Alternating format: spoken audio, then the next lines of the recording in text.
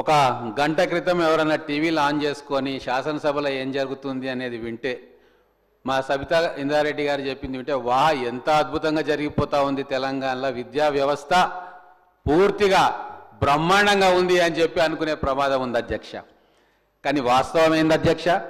మా మిత్రులు విద్యార్థి నాయకులు సత్యం గారు పొద్దున ఒకటి చెప్పిండ్రు. ఒక రిపోర్ట్ ఉంటుంది అధ్యక్ష, actual status of education report అని ప్రతి సంవత్సరం కూడా దాన్ని పబ్లిష్ చేస్తారు. జనవరి 2025లో లాస్ట్ రిపోర్ట్స్ అన్నీ కూడా కంపైల్ చేసి పబ్లిష్ చేస్తే దాంట్లో ఏమొచ్చింది అధ్యక్ష? అది చెప్తే సిగ్గుతో తల వంచుకోవాలి ప్రతిపక్ష నాయకులు. విద్యా వ్యవస్థను 10 ఏళ్ళు నడిపిన వాళ్ళు ఏముందంటే దాంట్లో 53% పిల్లలకి 8వ తరగతి చదువుతున్న పిల్లవాళ్లకు 2వ తరగతి పుస్తకాన్ని చదవనీకే రావట్లేదు అని చెప్పి ఆ రిపోర్ట్లో ఉంది అధ్యక్ష. ఇక అంతకంటే ఏం తార్కాణం కావాలి అధ్యక్ష? 10 సంవత్సరాల వాళ్ళ పాలనలో ఇంత దారుణంగా విద్యా వ్యవస్థ తయారైతుంటే ఇంకా మేము చాలా చేసినాం ఇంకా అని చెప్పి చెప్పడం అనేది చాలా దారుణం అధ్యక్ష. ఏమీ చేయలేదు కాబట్టే ఈరోజు ఇక్కడ మా ప్రభుత్వం వచ్చిన తర్వాత ఎన్నో విప్లవాత్మకమైన మార్పులకు శ్రీకారం చుట్టుంది. అధ్యక్ష, ఒక మాట చెప్పదలుచుకున్నాం. మనకు స్వాతంత్రం వచ్చిన తర్వాత మన మొదటి ప్రధానమంత్రి జవహర్లాల్ నెహ్రూ గారు మహల్ నోబిస్ అనే ఒక గొప్ప ఆర్థిక శాస్త్రవేత్తను పిలిపించి మన భారతదేశానికి ఏం కావాలి, ఒక స్ట్రక్చర్డ్ పాలసీ ఇవ్వమంటే ఆయన అందరితోటి సంప్రదించి 5 ఇయర్ ప్లాన్స్ను తీసుకొచ్చింది అధ్యక్ష. 5 ఇయర్ ప్లాన్స్ తీసుకొస్తూ ఒక్కొక్క 5 ఇయర్ ప్లాన్లో ఒక్కొక్క అంశానికి ప్రాధాన్యత ఇవ్వాలని చెప్పి మొదటి 5 ఇయర్ ప్లాన్లో విద్యకు అధికమైన ప్రాధాన్యత ఇచ్చి ఆ రోజు భారతదేశానికి ఒక దిక్సూచిలాగా ఒక రహదారిని ఒక విజన్ని ఏర్పాటు చేసిన ఘనమైన చరిత్ర కాంగ్రెస్ పార్టీది అధ్యక్ష. అందులో భాగంగానే ఐఐటీలు వచ్చినాయి, ఐఐఎంలు వచ్చినాయి, చాలా రకాల ఇన్స్టిట్యూషన్స్, ప్రపంచవ్యాప్తంగా పేరుగన్న ఇన్స్టిట్యూషన్స్ అన్నీ కూడా ఆ రోజు మా పెద్దలు, మా కాంగ్రెస్ పార్టీ పెద్దల ఆధ్వర్యంలో ఒక విజన్ డాక్యుమెంట్ ద్వారా ఒక విజన్ తోటి ఈరోజు భారతదేశంలో విద్యా వ్యవస్థను మంచి మార్గంలో ప్రయాణం చేసేటట్టుగా చేసిన ఘనత మాది అధ్యక్ష. మరి తెలంగాణ రాష్ట్రం వస్తే అంతకంటే గొప్పగా సాగుతుంది మన విద్య, మన పిల్లలకు బ్రహ్మాండమైన విద్య అందించవచ్చు అని చెప్పి అనుకున్నాం. కానీ జరిగింది ఏంది అధ్యక్ష? ఈరోజు మా నియోజకవర్గంలో విద్యకు అనుబంధంగా అనేక స్కూళ్ళలో తిరిగిన నేను ఒక చిన్న డాటా ఇస్తా అధ్యక్ష. రాష్ట్రం గురించి నేను మాట్లాడతలేను, ప్రత్యక్షంగా నేను చూసిన విషయాన్ని మీకు చెప్తా. అది ఎట్లా అంటే అధ్యక్ష,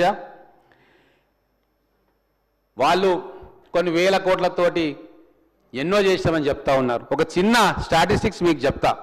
మా గవర్నమెంట్ స్కూల్స్ మహబూబ్ నగర్ కాన్స్టిట్యున్సీలో ప్రైమరీ స్కూల్స్ కావచ్చు, అప్పర్ ప్రైమరీ కావచ్చు, హై స్కూల్స్ కావచ్చు, దాంట్లో పిల్లలు కూర్చోవడానికి డెస్కులు లేవు అధ్యక్ష, కింద కూర్చుంటా ఉన్నారు.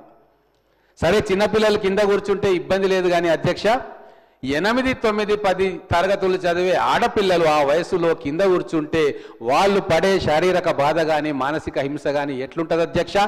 ఒక మహిళా విద్యా మంత్రిగా ఉండి 5 సంవత్సరాలు విద్యా మంత్రిత్వ శాఖను ఘనంగా చెప్పినామని చెప్పి ఈరోజు ఇంత పెద్ద లెక్చర్ ఇచ్చిపోయిన వ్యక్తి మహిళలకు, ఆడపిల్లలకు 8, 9, 10 తరగతిలో చదివిన ఆడపిల్లలకు కింద కూర్చొని పెట్టి చదువులు చెప్పింది అధ్యక్ష.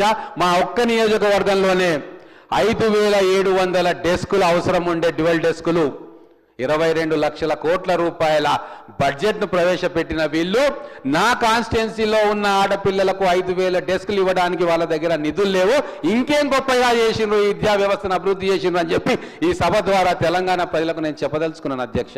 మేము 600 డెస్కులు ఈ ఒక్క సంవత్సరంలోనే ఇచ్చినాం.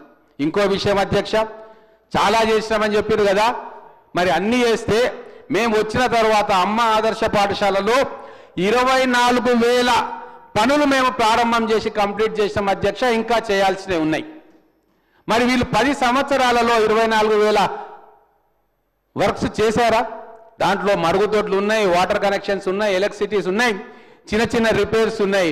మరి ఇవన్నీ కూడా వాళ్ళ దృష్టికి రాలేదు. కానీ 1000 రెసిడెన్షియల్ స్కూల్స్ కట్టినాము, చాలా గొప్పగా కట్టినామని చెప్పిపోయిన ఒక్కరు కూడా ఇక్కడ లేరు మళ్ళీ సమాధానం ఇవ్వడానికి. మరి 1023 రెసిడెన్షియల్ స్కూల్స్ కడితే 660 స్కూల్స్లో సొంత భవనాలు లేవు అధ్యక్ష.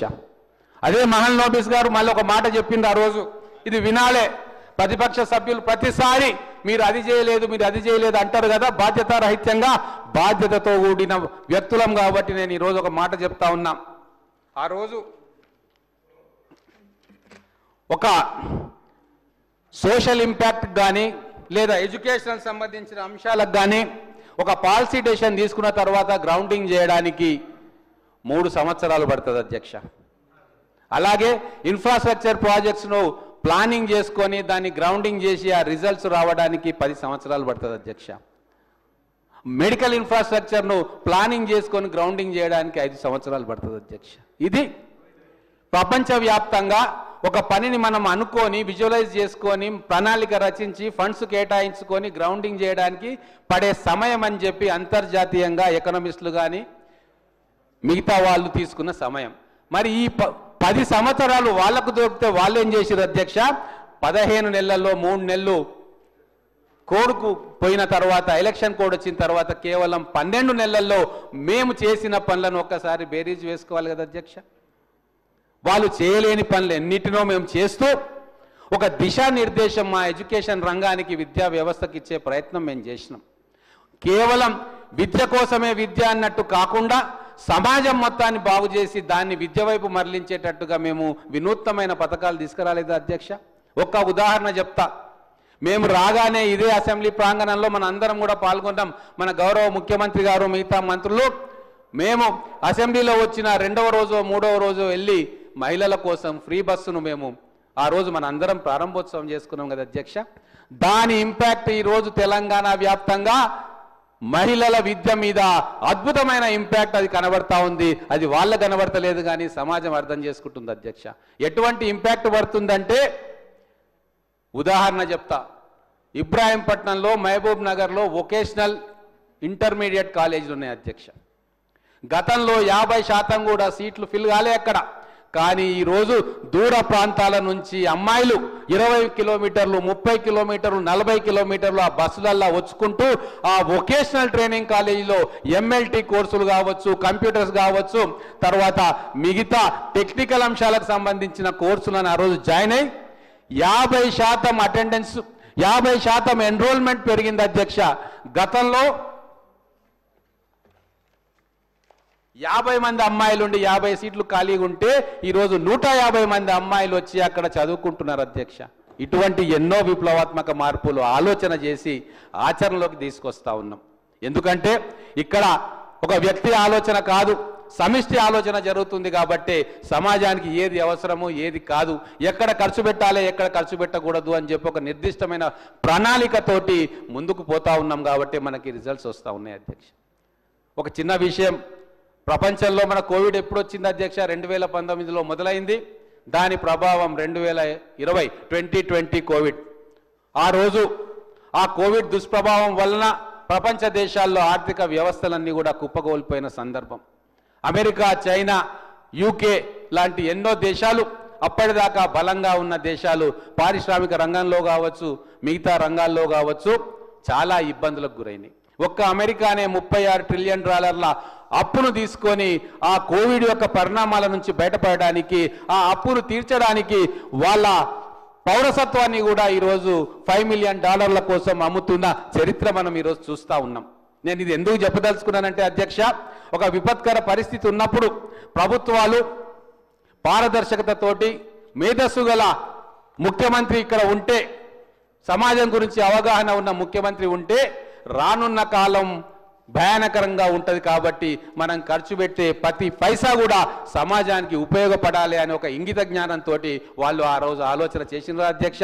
మన గత పాలకులు, మన గత ముఖ్యమంత్రి గారు ₹1,00,000 కోట్ల పనికిరాని నిరర్థక కాళేశ్వరం ప్రాజెక్టులో ముంచి ఈరోజు 65,000 కోట్ల సాలీన అప్పు కట్టేటట్టు చేసిన దుర్మార్గపు పరిపాలన వల్లనే కదా ఈరోజు క్యాపిటల్ ఎక్స్పెండిచర్ కోసం మేము నెలకు ₹500 కూడా ఖర్చు పెట్టలేని దౌర్భాగ్యమైన పరిస్థితికి తీసుకొచ్చింది ఎవరు అధ్యక్ష? వాళ్ళు కాదా?